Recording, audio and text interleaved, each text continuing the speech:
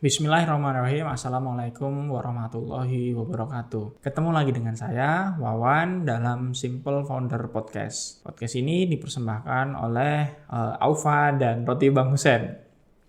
Itu adalah dua sponsor utama podcast ini. Sampai nanti dapat sponsor yang lain ya, doain saja.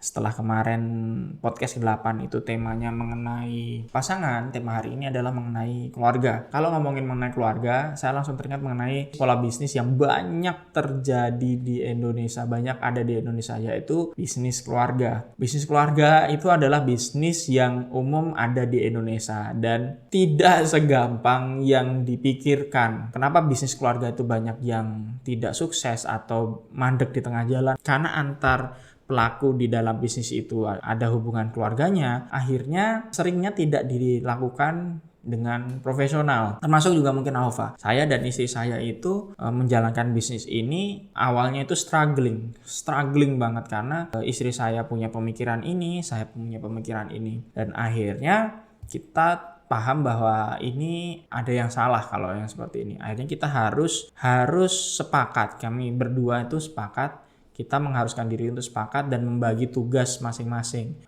Istri saya untuk bagian produksi, saya untuk bagian back office dan bagian marketing. Jadi seperti itu. Aufa menjadi lebih baik dari yang sebelumnya berantakan itu setelah akhirnya kita sepakat, kami berdua sepakat, saya dan istri saya itu sepakat harus ada pembagian tugas yang jelas. Ada banyak tantangan kalau kita ngomongin bisnis keluarga. Karena itu kalau pengen mempunyai bisnis keluarga yang baik, ada beberapa hal yang harus diperhatikan. Yang pertama adalah kita harus fix mengenai pembagian tugas. Ayah tugasnya apa, ibu tugasnya apa, anak pertama tugasnya apa, anak kedua tugasnya apa. Supaya apa? Supaya tidak saling menggantungkan satu sama lain.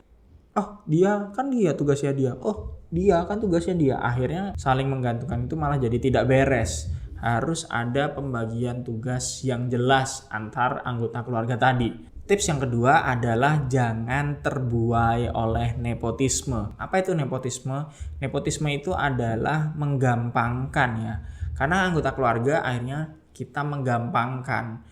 Kan dia adik saya, kan dia kakak saya, kan dia anak saya. Nggak apa-apalah kalau begini, nggak apa-apalah kalau begitu, nggak apa-apalah kalau melanggar, nggak apa-apalah kalau tidak perform. Nah itu jangan sampai terbuai oleh hal-hal seperti itu. Sekali lagi, jangan sampai terbuai oleh nepotisme. Kalau memang tidak perform atau memang harus ada yang diperbaiki atau harus ada yang ditegur atau harus ada punishment, kalau memang sudah ada punishmentnya, yaudah kasih saja punishment, no problem. Jadi sekali lagi, tips kedua adalah jangan sampai terbuai oleh nepotisme. Tips ketiga adalah sebenarnya ini yang sering terjadi bukan hanya kepada bisnis keluarga, hampir semua UMKM. Yaitu kalau kita sudah dalam zona nyaman, jangan sampai lupa kepada inovasi dan juga tetap harus jaga kualitas. Sekali lagi, ini sering terjadi bukan hanya di bisnis keluarga, tapi hampir semua UMKM mengalami hal ini. Terjebak dalam zona nyaman karena mungkin sudah banyak pembelinya dan akhirnya